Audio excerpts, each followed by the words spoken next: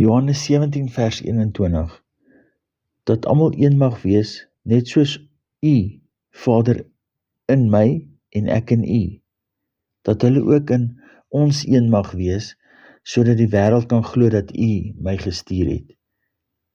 Eenheid, sodat die wêreld kan weet dat U my gestuur het.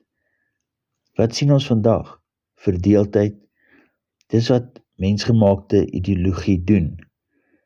Wat is die goddelike grondbeginsel om by eenheid uit te kom? In hierdie konteks is dit alleenlik die Vader se Geeswoord wat saak maak in die manifestasie van Jesus Christus.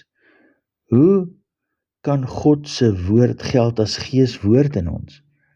Wanneer ons bereid is om Vader se woord in gees en in waarheid toe te laat, om die ja en amen te wees in als, in en deur Jesus Christus in ons deur sy gees, om meer en meer Vader se Geeswoord toe te laat in ons as die hoogste gesag, is ons besig met 'n aflegging of neerlê van self en eie planne vir sy wil en plan.